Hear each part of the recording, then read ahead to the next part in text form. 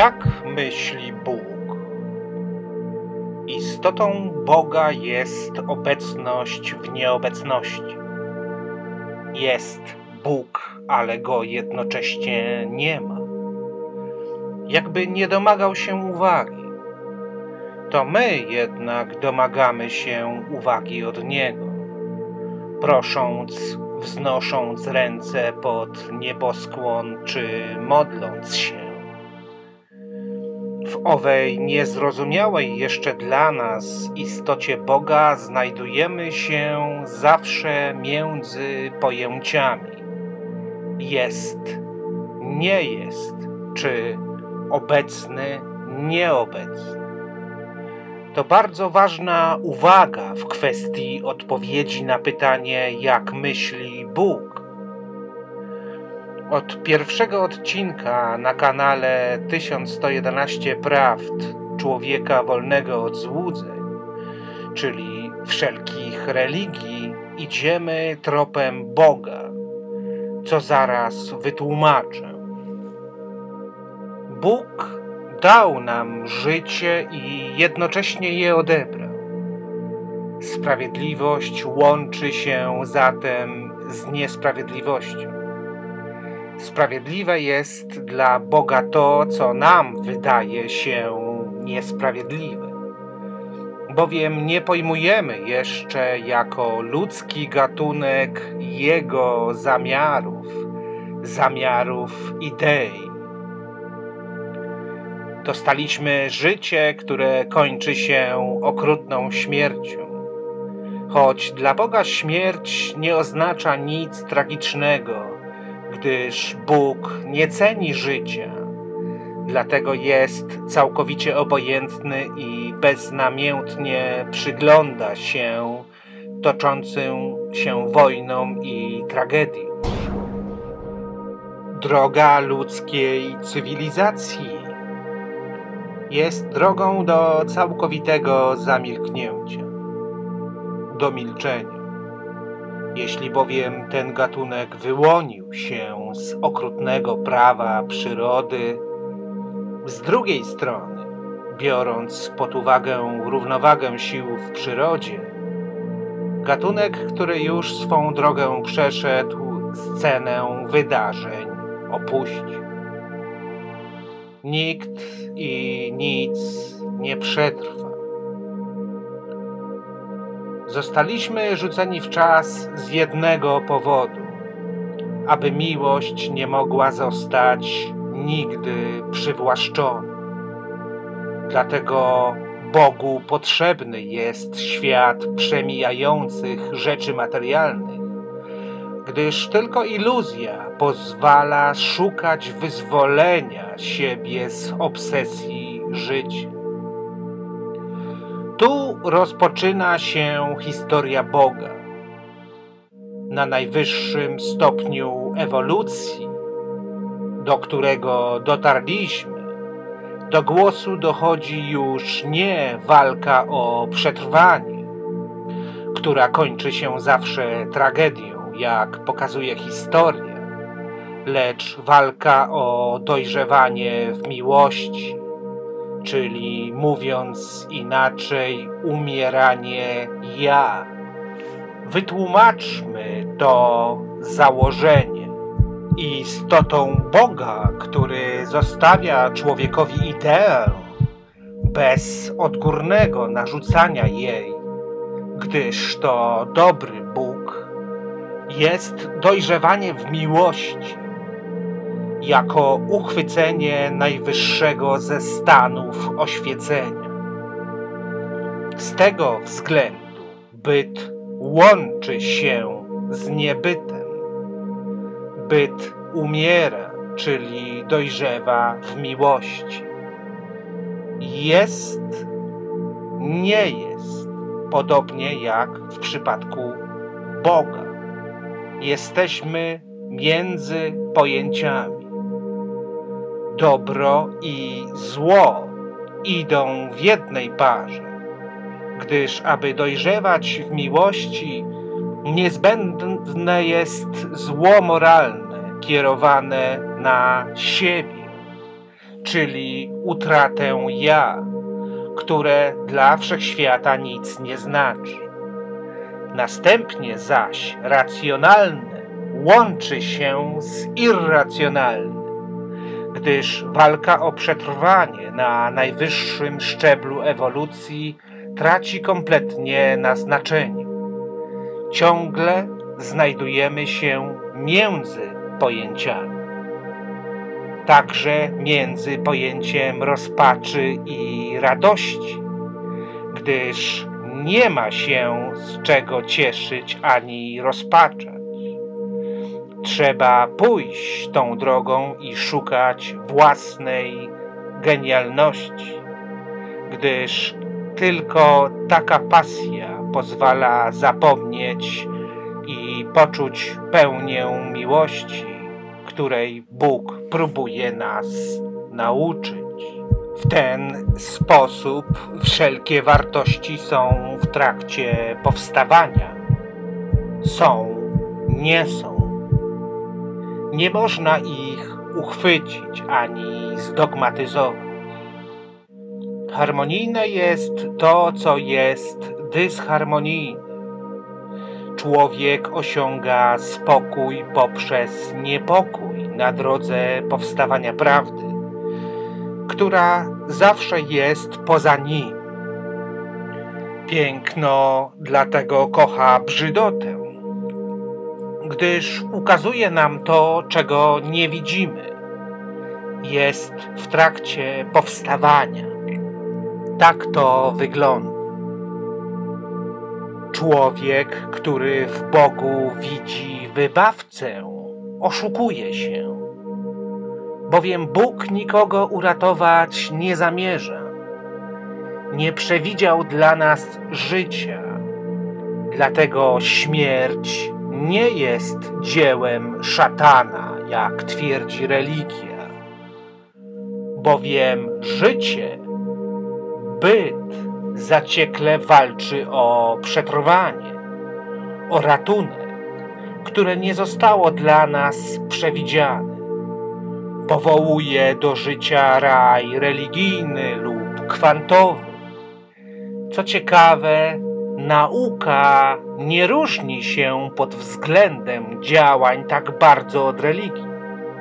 Zarówno nauka, jak i religia budują swoje raje, złożone ze złudzy, gdyż raj, harmonia, unicestwia ideę Boga, w którym dojrzewamy wspólnie na służbie miłości.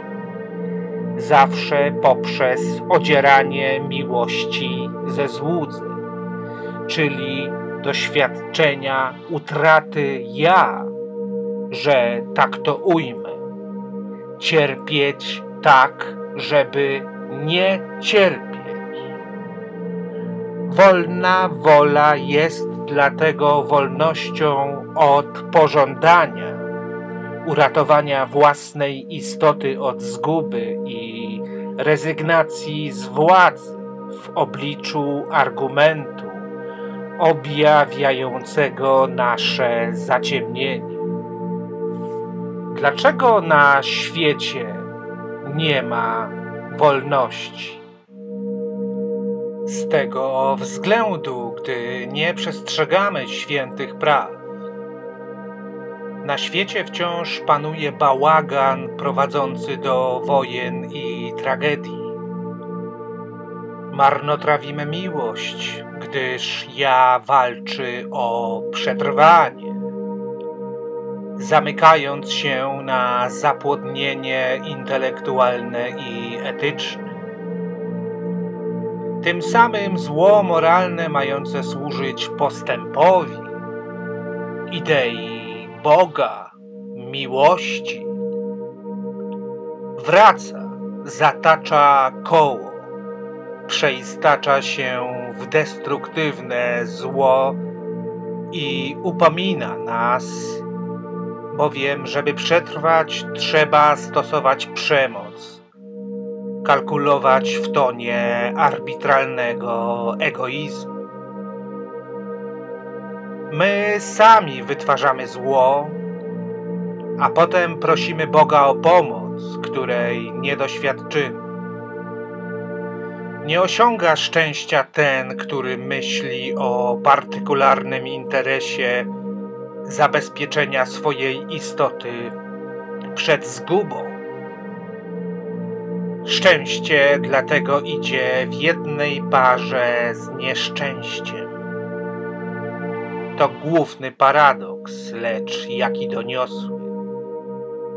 Jeśli ktoś twierdzi, że zło jest nam potrzebne, byśmy wiedzieli, czym jest dobro, to usprawiedliwia czyny Hitlera. Bóg nie może być tak indolentny, by powołać do życia okrucieństwo. Boga trzeba uczyć się zrozumieć, bo Jego plan jest genialny. Zło się dlatego przyciąga. Z tego powodu dobro poszukujące spokoju i harmonii natychmiastowo rodzi zło z drugiej strony, gdyż wszystkie pojęcia stojące na przeciwstawnych biegunach są jednym i tym samym. Religia stworzyła szatana, nie Bóg. Dobro Boga natomiast pozostaje w dystansie, gdyż prawda jest w trakcie powstawania. Bóg jest sprytny i wielki. Zostawił nam miłość, ale za cenę życia. Ktoś może mu mieć to za złe, skoro niemal każdy twierdzi, że żyje się tylko dla miłości. Przyciąga się do siebie jedynie zaraza życia i człowiek wówczas choruje. Mądrość wcale nie jest racjonalna. A czego dokonała racjonalna mądrość, z której dziś nie sposób skorzystać? Bo wszystko i w każdej epoce nieustannie chwieje się i wali. Im bardziej pragniemy żyć, tym bardziej marnotrawimy miłość, do której jeszcze nie dojrzeliśmy, bo dobra miłość nie potrzebuje spokoju i harmonii. Najtrudniej zrozumieć i przyzwyczaić się do myśli o utracie siebie. To przerażające, ale boli tylko na początku. Potem człowiek przekuwa cierpienie w miłość. Żyje w swoim naturalnym środowisku, wolny od złudzeń i chorób typu rak, wylew, zawał czy psychozy. Czy można zatem wybaczyć Bogu, że nam taką krzywdę uczynił? Jeśli tak, to wybaczyć może jedynie ten, który wejdzie na drogę miłości, czyniąc zło moralne na drodze powstawania dobra. Będzie wdzięczny Bogu, że dał mu taką możliwość. Jednak okaże się niewdzięczny dla swoich bliźnich, którzy potraktują go jak bluźniercę. Wypadałoby powiedzieć: jestem wdzięczny Bogu za Jego niewdzięczność. Bóg nikomu niczego nie dał. Dał, nie dając. Pozwolił wybrać wolność, jedyną, własną i osobliwą genialność, która wyraża się poprzez szaleństwo nieumniejszające kwestii godności. Czy nikogo nie dziwi fakt, że ludzie bezskutecznie szukają swojego szaleństwa? Jest bowiem złożone w idei wolności. Subiektywna wolność łączy się w obiektywnej idei na drodze powstawania prawdy, bo każdy pragnie doświadczenia swojej wolności jedynej i niepowtarzalnej, jednocześnie służącej dobru powszechnemu. Godna jest natomiast ta wolność, która wznosi ludzi na wyżyny duchowej atrakcyjności. Nie ma egoizmu w czynieniu zła moralnego, występowaniu przeciw ludziom w dobrym tonie, ukazując ludzkie zaciemnienie, gdyż wyrzeka się człowiek pogardy do siebie i ludzi, objawiając to, czego nie widać. Jeśli się nie otworzą na to, co mówi, nie będą dojrzewać w miłości, przyciągną do siebie tych, którzy im obiecają złudzenie i dojdzie do tragedii, jak w każdej epoce. Bóg nie gardzi nami, nie schlebia naszemu podziwowi. Znowu jesteśmy między pojęciami. Zostawia nam do dyspozycji sztukę miłości, geniusz. Harmonii można poszukiwać na dwa sposoby. Jeden to pogarda, twarda przemoc, która staje się podziwem. Drugi to schlebianie ludzkiemu podziwowi, który jest aktem czystej pogardy. To przemoc miękka. Bóg wyrzeka się harmonii. Wybiera twórczy niepokój na służbie sprawiedliwości. Każdy przyzna, że jesteśmy równi jedynie w obliczu śmierci. Dlatego idea Boga, o której opowiadam, jest ideą dojrzewania w miłości poprzez śmierć, czyli upadek ja, a więc rezygnacji z arbitralnego egoizmu wobec ujawnienia własnej brzydoty. Dlaczego tak się boimy dotyku miłości? Kto się odważy żyć w zgodzie z naturą Boga, wszechświata, ten musi się liczyć z wykluczeniem, przynajmniej dziś, lecz nie geniusz, który się iluzji życia opiera.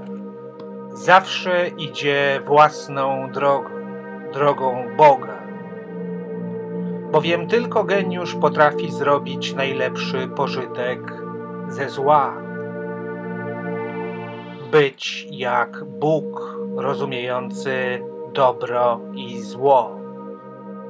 Eritis sicut Deus scientes bonum et malum. Bóg nie jest obiektywny.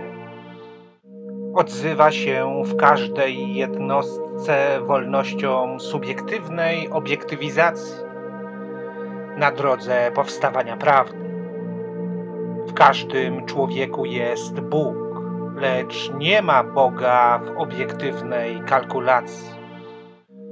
Ludzie łączą się w grupę w lęku przed prawdą, zostając niewolnikami i rezygnując z wolności, która jest wyborem jedynej i niepowtarzalnej formy wolnościowego praksis, aby wolność nie podlegała naśladownictwu, z której bierze się marazm, rywalizacja i przemoc. Ludzie nie mogą zbliżać się do siebie, bo wybuchnie przemoc i wojna. Powinni zbliżać się tak, żeby nie zaciskać pierścienia własnego upodlenia. Tak mocno się jednak wiążą, że umiera miłość. Bóg zatem szuka sposobu, by ludzi rozdzielić, żeby przestali się zabijać, ale oni wiedzą lepiej. Bóg nie mieści się dlatego w żadnym pojęciu i w żadnym symbolu. Jest poza desygnatem, gdyż miłość jest dojrzewaniem w dobru najwyższym.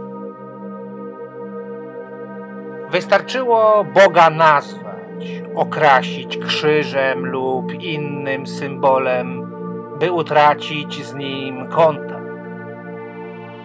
Bo Bóg nie domaga się wiary w Niego, lecz wiary w miłość, która jest wiedzą absolutną.